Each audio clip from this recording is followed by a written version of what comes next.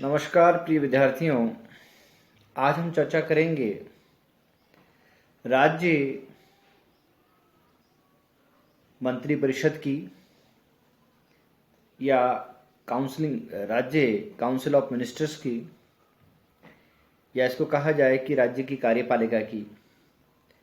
क्योंकि हमने पिछले व्याख्यान में चर्चा की थी कि भारत में केंद्र और राज्य दोनों स्तरों पर संसदीय शासन प्रणाली है और संसदीय शासन प्रणाली की मांग के अनुसार दो प्रकार की कार्यपालिका होती है, एक नाम मात्र की और संवैधानिक कार्यपालिका और एक वास्तविक कार्यपालिका। नाम मात्र की और संवैधानिक कार्यपालिका के रूप में हमने राज्यपाल की नियुक्ति, शक्तियां और उसके स्थिति के बारे में चर्चा की थी। वास्तविक कार्यपालिका के बारे में आज बातचीत करेंगे। वास्तविक कार्यपालिका को हम मंत्रिपरिषद कहते हैं, उसको काउंसिल ऑफ मिनिस्टर कहा जाता है। काउंसिल ऑफ मिनिस्टर की जब हम बात करते हैं तो सबसे पहले बात यह आती है कि जो व्यवस्था भारत में केंद्रीय स्तर पर की गई है, ठीक वैसी ही व्यवस्था राज्य स्तर पर भी की गई है। संविधान के अनुच्छेद 163 के अनुसार राज्यपाल को सहायता और परामर्श प्रदान करने के लिए एक मंत्रिपरिषद होगी, जिसमें ये बात कही गई है कि जिस प्रकार से केंद्रीय स्तर पर राष्ट्रपति को सलाह, सहायता और मशवरा देने के लिए मंत्रिपरिषद होती है, जिसका प्रधानमंत्री होता है, ठीक उसी भांति राज्य में जो संवैधानिक प्रमुख है, जो नाम मात्र की कार्यपालिका है, राज्यपाल, उसको सहायता और परामर्श प्रदान करने के लिए एक मंत्रिपरिषद होती है और उसका प्रधान जो है वो मुख्यमंत्री होता है। इसका मतलब है कि जहां केंद्र पे प्रधानमंत्री मय मंत्रिपरिषद वास्तविक कार्यपालिका की भूमिका निभाता है, ठीक उसी भांति राज्य स्तर पर मुख्यमंत्री मय मंत्रिपरिषद वास्तविक कार्यपालिका की भूमिका निभाता है।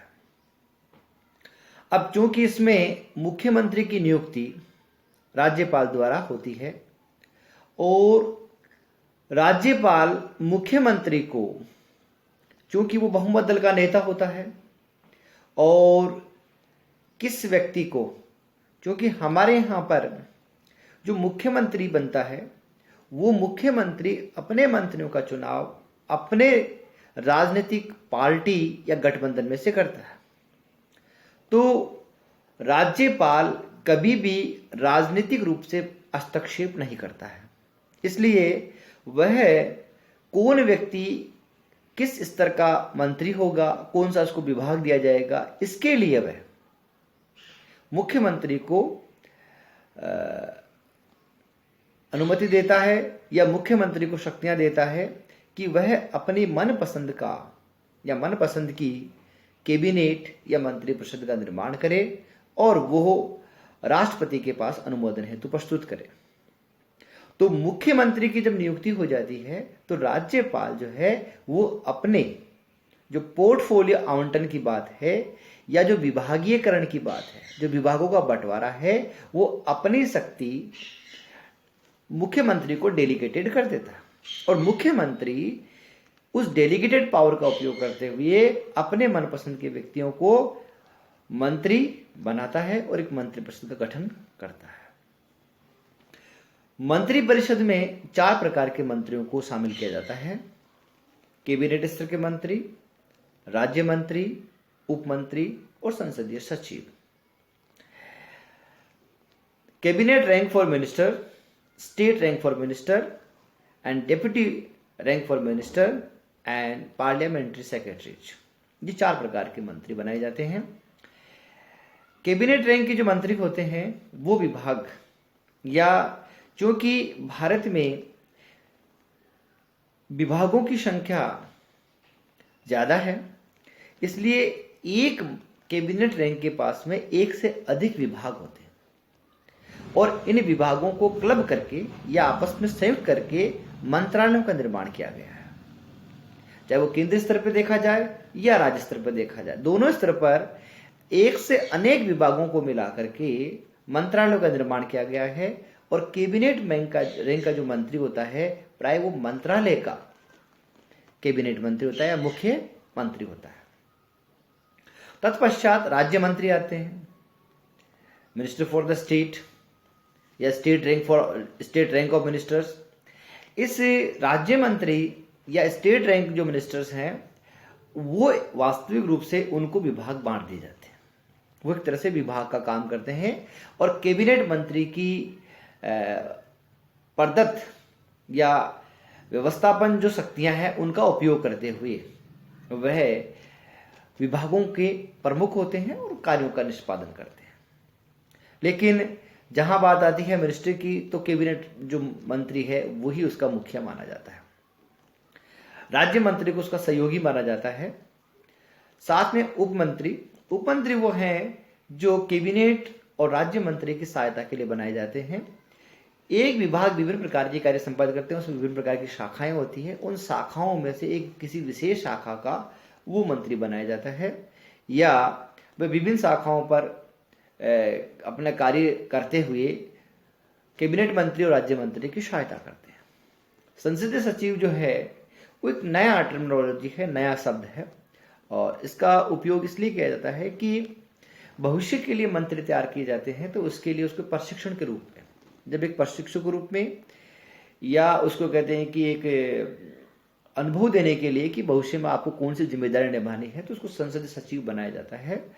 संसदीय सचिव ये तीनों की सहायता करता है और मंत्रालय या विभागों के जो विभिन्न जो कार्य व्यवहार है उन कार्य व्यवहार को समझता है और आवश्यकता पड़ने पर ये विधानसभा और राज्यसभा में इस प्रकार की टिप्पणी के लिए सामग्री तैयार करता है और कैबिनेट मंत्री और राज्य मंत्री को उपलब्ध कराता है और अगर उनकी अनुपस्थिति हो तो वो विधानसभा में इसके लिए जवाब भी देता है और उसका कहते अपना पक्ष भी रखता है विभाग और मंत्रालय का।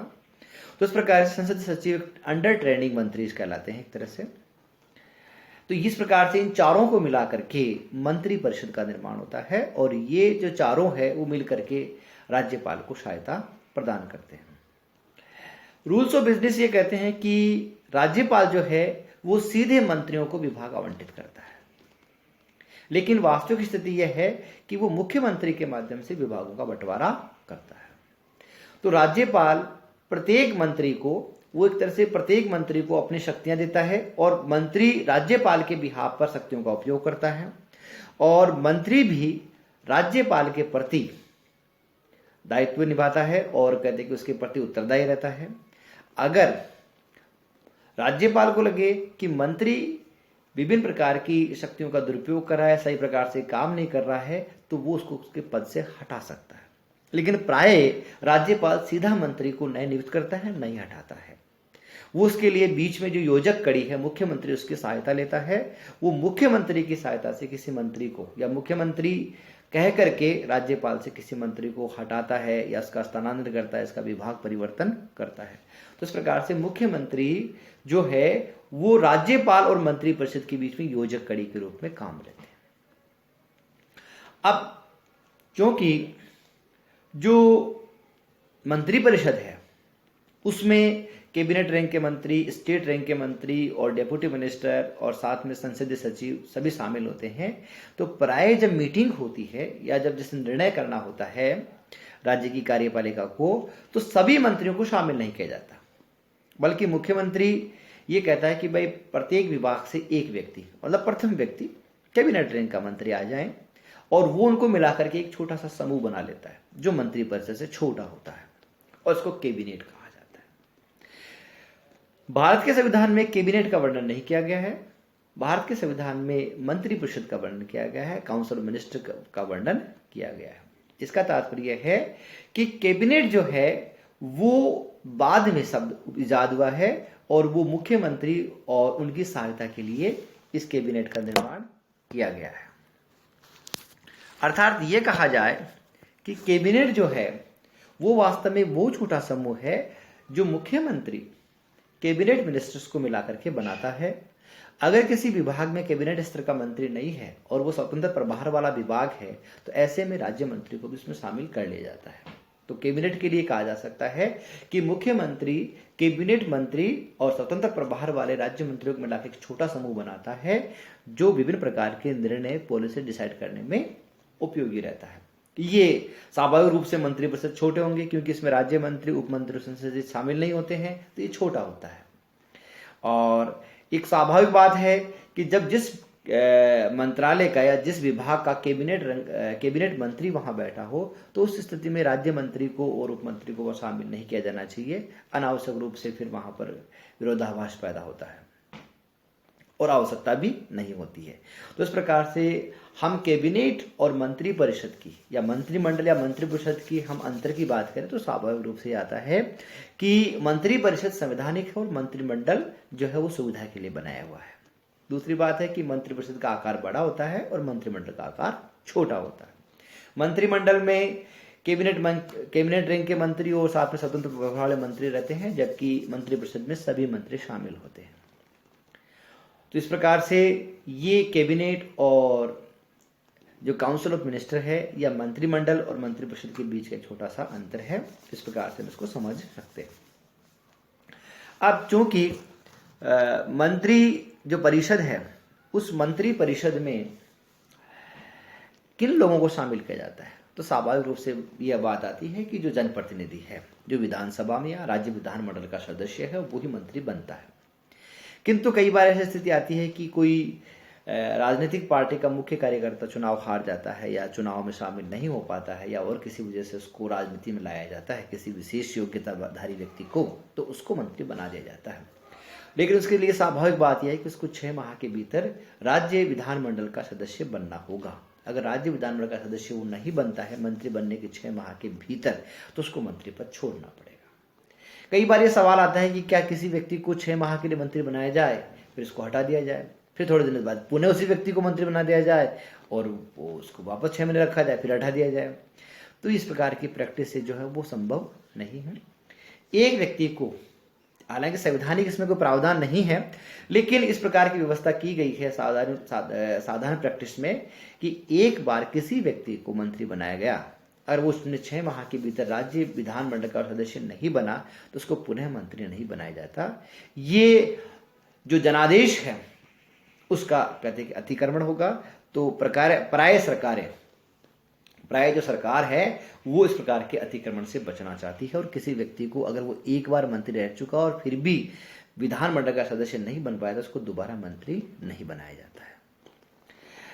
91 संविधान संशोधन किया गया और उसमें ये कहा गया कि साहब मंत्रियों की संख्या, क्योंकि ये बात आई थी 1999 की, अटल बिहारी वाजपेयी साहब ने 90 मंत्री बना दिए। उसी प्रकार से कल्याण सिंह जी ने 1997 में जब उत्तर प्रदेश में अपना बहुमत जीता तो उसने सभी प्रकार की जिन लोगों का सहारा लिया उन सबको मंत्री बना दिया। तो मंत्रियों की संख्या बहुत ज़्यादा हो गई। तो इसके लिए कहते हैं कि संवैधानिक संशोधन लाया गया और संवैधानिक संशोधन 2003 ये कहता है कि किसी राज्य में जो मंत्रिपरिषद उसके सदस्यों की संख्या राज्य की जो विधानसभा के विधायकों की जो संख्या है उसे 15% से अधिक नहीं होगी। अर्थात विधायिका की 15% से अधिक संख्या में मंत्री परिषद के सदस्य नहीं होंगे। कहा जाए जैसे राजस्थान के लिए कहा जाए कि साहब 200 विधायक है तो यहाँ 30 मंत्री मैं मुख्यमंत्री मंत्रिपरिषद के सदस्य हो सकते हैं, इससे और अधिक नहीं। फिर हमने ये बात की थी कि जो मंत्रिपरिषद के सदस्य हैं उनको जो पोर्टफोलियो है वो राज्यपाल आवंटित करता है, लेकिन उसकी सहायता मुख्यमंत्री होता है, मुख्यमंत्री के सलाह पे होता है। मंत्रिपरिषद के बारे में ये कहा जाता है कि वो एक साथ डूबते हैं और एक साथ तैरते हैं। सामूहिक उत्तरदायित्व का सिद्धांत पाया जाता है। मंत्रिपरिषद को एक यूनिट माना जाता है और जब भी वो विधानसभा में या विधानमंडल में अपनी बात रखती है तो उसको एक इकाई के रूप में देखा जाता है। अगर किसी सदस्य के खिलाफ विधानसभा में प्रस्ताव पारित हो जाए मंत्रिपरिषद के, या किसी मंत्री के खिलाफ अविश्वास प्रस्ताव पारित हो जाए, इस प्रकार से माना जाता है कि पूरी मंत्रिपरिषद ने विश्वास खो दिया है।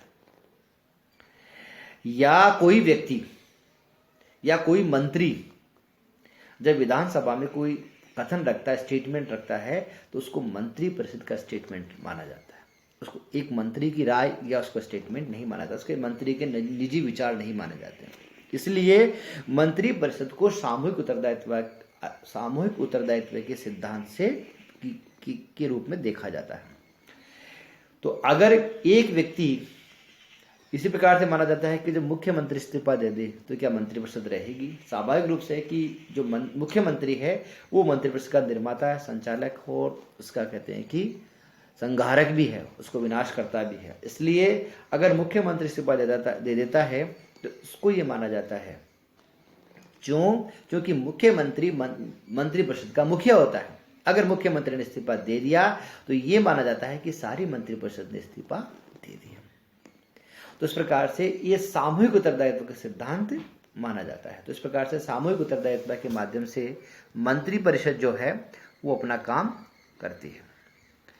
जो भी मंत्री बनता है वो राज्यपाल द्वारा उसको पद और गोपनीयता की शपथ दिलाई जाती है, और वो पद और गोपनीयता की शपथ इसलिए दिलाता है कि वो संवैधानिक दायित्वों को पूरा कर सके या मंत्रिपरिषद के दायित्वों को पूरा कर सके। अगर हम मंत्रिपरिषद के दायित्वों के संबंध में बातचीत करें तो स्वाभाविक रूप से ये बिंदु हमारे सामने हैं। सबसे पहले बात है कि जो लोकतंत्र है वो नीति अनुसार चलता है, और नीति विभिन्न जो निष्कर्ष है, जो निर्णय है, उनका एक कसौटी है। उस कसौटी के माध्यम से निर्णय लिए जाते हैं। जैसे सरकार ये स्वाभाविक रूप से नीति बना ले कि सभी लोगों को शिक्षा उपलब्ध करानी है, ठीक है। तो अब ये नीति पूर्ण इसको कहते हैं कि परिभाषित नहीं कह सकते हम इसको, लेकिन सरकार ये बना ले नीति कि सभी व्यक्तियों को निःशुल्क शिक्षा उपलब्ध करानी है। तो इसका तात्पर्य है कि सरकार शिक्षा उपलब्ध कराने वाले सभी संस्थानों से कहेगी कि आप साधारण जनसाधारण से फीस नहीं वसूलेंगे। क्यों? क्योंकि वो निःशुल्क शिक्षा उपलब्ध कराने की बात करती है। अब उससे इस नीति के तहत जितने भी जो निर्णय हैं, चाहे वो स्कूलों से फीस माफ़ करवाने का है, उनको इंफ्रास्ट्रक्चर उपलब्ध कराने का है, उनको टीचिंग फैकल्टी उपलब्ध कराने का है, उनको भवन उपलब्ध कराने का है, कुछ भी है, वो सारा जो कार्य है, जो सारा खर्चा है, वो सरकार द्वारा संपन्न किया जाता है। तो ऐसी परिस्थिति में नीति जो है वो सरकार की मूल आधार होती है जिस पर सरकार काम करती है। तो शासन की नीति निर्धारित करना कि राज्य शासन जो है या जो कार्यपालिका वो क्या करना चाहती है, उसके लिए वो पॉलिसी डिसाइड करती है, और पॉलिसी जो है वो सरकार के लिए नीति निर्देशक है जिसके आधार पर सरकार निर्णय लेती है और कार्य संपादित करती है। तो सबसे पहले तो क्या है कि मंत्रिपरिषद जो है वो विभिन्न क्षेत्रों की नीतियां निर्धारित करती है और सरकार की प्राथमिकताएं तय होती है उससे। फिर इसके बाद में यह है कि जो मंत्रिपरिषद है, चूंकि ये राज्यपाल की सहायता और परामर्श के लिए होती है, तो राज्यपाल को जब लोक सेवकों की नियुक्ति करनी होती है, या लोक सेवा आयोग के सदस्य और अध्यक्ष की नियुक्ति करनी होती है, या महाधिवक्ता की नियुक्ति करनी होती है, या कुलपतियों की नियुक्ति करनी होती है, या और अन्य नियुक्तियां करनी पड़ती है, उन नियुक्तियों के लिए राज्यपाल को परामर्श देने का काम भी मंत्रिपरिषद करती है। हमारा राज्यपाल गलती नहीं करता है, और वैसे भी श्री प्रकाश साहब ने कहा है कि राज्यपाल जो है वो सुनने पर हस्ताक्षर करने के काम करता है, अर्थात उसको एक निर्धारित जगह बता दी जाती है कि आपको हस्ताक्षर करने हैं और राज्यपाल वही करता है। तो भारत का राज्यपाल जो है वो गलती नहीं करता है। क्यों? क्योंकि वो अपना काम खुद नहीं करता, वो मंत्रिपरिषद की सलाह और सहायता से करता है। तो इसलिए मंत्रिपरिषद की सलाह और सहायता देने का जो प्रमुख काम है मंत्रिपरिषद, चाहे वो किसी भी संबंध में हो, मंत्रिपरिषद के द्वारा दिया जाता है। फिर है कि विधानमंडल में शासन का प्रतिनिधित्व करती है, कि विधानमंडल में शासन, सरकार, गवर्नेंस जिसको कहा जाता है, वो मंत्रिपरिषद है। और मंत्रिपरिषद विभिन्न कार्यों के लिए, सरकार के विभिन्न कार्यों के लिए दायित्व ओढ़ती है और उसके लिए जवाबदेहिता धारण करती है। और जब विधानसभा में कोई सवाल पूछा जाता है, जवाब मांगा जाता है किसी भी सरकार के बिजनेस के बारे में, तो वो मंत्रिपरिषद से मांगा जाता है, विधायकों से नहीं मांगा जाता है। तो इसलिए वह शासन का प्रतिनिधित्व करती है। वो गवर्नेंस जो है, जो सरकार के जो कार्य हैं उनके लिए उत्तरदायित्व ओढ़ती है। फिर जन आकांक्षाओं के अनुसार विभिन्न प्रकार के कानून, नियम, विधि बनाने का काम भी मंत्रिपरिषद द्वारा, मंत्रिपरिषद इनिशिएटिव लेते हैं। प्राय कहा जाता है कि लोकतंत्र में कोई भी व्यक्ति जो है वो विधानसभा में, या विधायक जो है वो विधानसभा में अपना कानून रखता है और वो कहता है उसको कानून बनवा सकता है। लेकिन प्राय होता है कि जितने भी जो विधि कानून और नियम जो बनते हैं वो मंत्री परिषद के प्रस्तावित करने पर ही बनते हैं। अगर किसी साधारण विधायक ने अगर विधानसभा में अपना कानून रखा है तो बहुमत के बिना वो न तो पारित हो पाएगा न ही उस पर चर्चा हो पाएगी। लेकिन चूंकि सरकार के पास बहुमत होता है तो सरकार विभिन्न प्रकार के जो निर्णय, विभिन्न प्रकार के जो कानून, जो मसौदे रखती है उन पर कहते हैं कि बहस, चर्चा और उनको पारित किया जाता है। तो कानून निर्माण जो है उसका कार्यक्रम मंत्रिपरिषद तय करती है। बजट तैयार करना, उसको पारित करना, सरकार की जो प्राथमिकताओं के अनुसार विभिन्न प्रकार के जो खर्चे हैं उनको वो सरकार विधानसभा के सामने रखती है और विधानसभा उसको पारित करती है। फिर है कि कार्मिक प्रशासन पर नियंत्रण, कि मंत्रिपरिषद जो है वो विभिन्न विभागों के अध्यक्ष होते हैं और प्रमुख होते हैं।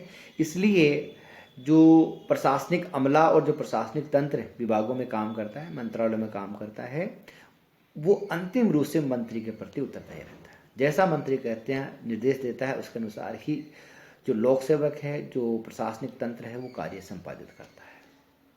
वो अपनी इच्छा से कार्य संपादित नहीं करता। तो इसलिए प्रशासनिक जो तंत्र है उस पर राजनीतिक तंत्र का प्रभुत्व है, और राजनीतिक तंत्र का प्रभुत्व होने के कारण से जो राजनीतिक या जो मंत्रिपरिषद जो निर्णय करती है उसका क्रियान्वयन प्रशासनिक तंत्र, सचिवालय या विभिन्न विभागों के अधिकारी कर्मचारी करते हैं। फिर है राज्य की योजनाओं का निर्माण और क्रियान्वयन, कि राज्य में विभिन्न प्रकार की जो योजनाएं हैं, विभिन्न प्रकार के जो कार्यक्रम हैं उनको बनाना, उनको मौलिक रूप से कहते हैं कि उनकी संरचना करना, और उसके बाद में उन मौलिक रूप से संरचना के बाद में प्रशासनिक तंत्र की सहायता से इन कार्यक्रमों को संपादित करना और इन कार्यक्रमों का संचालन करना, ये काम भी मंत्रिपरिषद द्वारा किया जाता है। फिर है कि दूसरे राज्यों, केंद्र सरकार या विदेशी अधिकारियों से बातचीत करना, समझौते करना इत्यादि का जो काम है वो भी इन मंत्रिपरिषद द्वारा किया जाता है।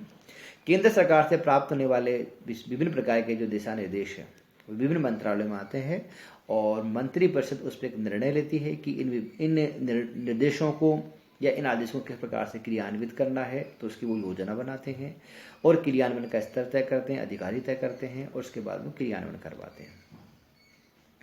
राज्य में प्राकृतिक आपदा आ जाए या इस प्रकार से कोई घटना हो जाए तो उससे निपटने के लिए मंत्रिपरिषद निर्णय करता है कि किस प्रकार से हम इसको निपटना है। बाढ़ है, अकाल है, आगजनी है, दंगा फसाद, किसी भी प्रकार की घटना हो तो उन घटनाओं को निपटने के लिए चाहे वो किसी भी विभाग से संबंधित हो, सारा मंत्रिपरिषद बैठ करके निर्णय करता है कि साहब हमें किस प्रकार से इसको निपटना है।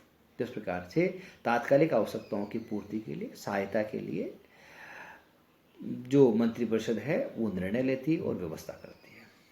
इसी प्रकार से राजस्व, भूमि, अनुदान, इन पे संबंधित जो काम है वो भी मंत्रिपरिषद द्वारा किया जाता है। और सबसे महत्वपूर्ण काम जो है वो यह है कि मंत्रिपरिषद जनादेश का पालन करती है, जनता के अधिकारों के बिहाफ पर अपने अधिकारों का उपयोग करती है या जनता की शक्तियों का उपयोग करती है।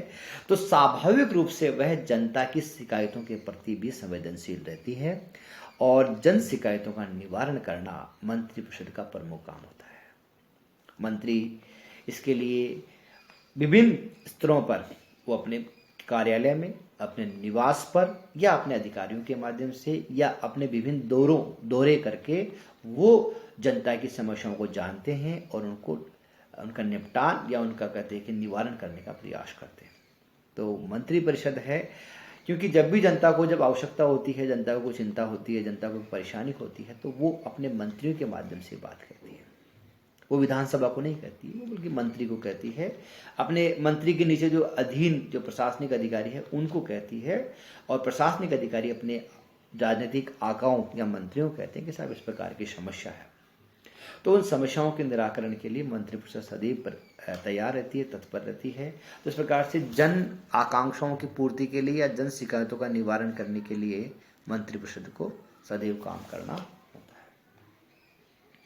अब जिस मंत्रिपरिषद की हम बात कर रहे हैं उस मंत्रिपरिषद की जो धुरी है वो मुख्यमंत्री है, और मुख्यमंत्री जो है वो सारी मंत्रिपरिषद का नेता है और वो राज्य के प्रशासनिक तंत्र का राजनीतिक मुखिया है और राजनीतिक जो मंत्रिपरिषद है उसका भी वो मुखिया है। जिस प्रकार से मुख्यमंत्री जो है वो राज्य के प्रशासनिक तंत्र, शासन तंत्र का केंद्र बिंदु है। सारी शक्तियां जहां जाकर के राज्य सरकार की जिस बिंदु पर इकट्ठी होती है उस बिंदु का नाम मुख्यमंत्री है। तो इस प्रकार से मुख्यमंत्री की जब चर्चा करते हैं तो स्वाभाविक रूप से बात हमने की थी राज्यपाल के दौरान कि राज्यपाल जो है वो मुख्यमंत्री की नियुक्ति करता है। और मुख्यमंत्री की नियुक्ति वो कैसे करता है, तो ये हमने बात कही थी कि राज्य की विधानमंडल में जिस दल के बहुमत है, गठबंधन को बहुमत है या ऐसा कोई व्यक्ति जो बहुमत साबित कर सकता है उसको मुख्यमंत्री बनाता है। और मुख्यमंत्री राज्यपाल की प्रदत्त शक्तियों का या व्यवस्थापित जो शक्तियां हैं उनका वो उपयोग करता है और प्रयोग करता है। अब मुख्यमंत्री के बारे में हम ये कहें कि साहब मुख्यमंत्री क्या काम करता है, तो वो स्वाभाविक रूप से बात है कि सबसे पहले तो वो मंत्रिपरिषद का निर्माण करता है कि राज्यपाल ने जो उसको मुख्यमंत्री बनाया है तो उसका सबसे पहला काम ये है कि वो जिसका मुखिया है, जिस राजनीतिक तंत्र का मुखिया उस राजनीतिक तंत्र में मंत्रिपरिषद आती है तो सबसे पहले वो अपने मंत्रिपरिषद का निर्माण करता है। अब इस मंत्रिपरिषद का निर्माण करते समय वो विभिन्न प्रकार के जो समीकरण हैं, जाति, कास्ट, क्षेत्र, समुदाय, वर्ग, इन सब को कहते को ध्यान रखते हुए मंत्रिपरिषद का निर्माण करता है। अब राजनीतिक तंत्र में या जैसे मान लीजिए हम ये कहें कि साहब लोकतंत्र में हम ये कहें कि मुख्यमंत्री जो है केवल कुछ लोगों को शामिल करे तो ये बड़ा स्वाभाविक है। और कई बार ये कहते हैं साहब कहते हमको प्रतिनिधित्व नहीं मिला, हमको मंत्रिपरिषद में जगह नहीं मिली, तो भी ये मुख्यमंत्री पर दावा कहते हैं साहब मुख्यमंत्री भेदभाव करता है। तो मुख्यमंत्री जो है वो विभिन्न प्रकार के जो कार्य हैं उनको वो संपादित करता है और साथ में मंत्रिपरिषद की निर्माण करता है। तो मंत्रिपरिषद में विभिन्न प्रकार के जो मंत्रियों को कौन सा व्यक्ति कैबिनेट स्तर का मंत्री होगा, राज्य मंत्री होगा, उप मंत्री होगा या किस प्रकार का जो होगा उस पर वो बातचीत करता है, वो निर्णय करता है। अब हम बात करें कि साहब जो मुख्यमंत्री है वो मुख्यमंत्री मंत्रिमंडल का कार्य संचालन करता है। कहने का तात्पर्य है कि जो मंत्रिपरिषद है उसका निर्माण हो गया। अब मंत्रिपरिषद की बैठक प्राय सामान्य बहुत कम होती है और मुख्यमंत्री एक छोटा समूह मंत्रिमंडल जिसकी हमने बात की थी कैबिनेट, उसकी निर्माण करता है और वो कैबिनेट का कार्य संचालन करता है। कैबिनेट ही क्या होता है, अधिकांश नीतियों का निर्धारण करता है और उनका कार्य संचालन करने के लिए वो बार बार उसकी मीटिंग करता है। तो प्राय सप्ताह में एक बार या सप्ताह में 2 बार मंत्रिमंडल की बैठक अवश्य होती है और मंत्रिमंडल बैठक करके विभिन्न प्रकार के निर्णयों को लेता है और उसको क्रियान्वित करता है। तीसरा है कि वो शासन के विभिन्न विभागों में समन्वय बनाता है। कौन सा विभाग क्या काम करेगा, किस प्रकार से काम करेगा। अगर एक विभाग अधिक काम कर रहा है, एक विभाग कम पिछड़ रहा है तो मंत्रिमंडल जो मुख्यमंत्री है वो ये प्रयास करता है कि जो पिछड़ रहा विभाग है उसको सपोर्ट करता है कि नहीं आपको ये नई चीज़ें करनी चाहिए।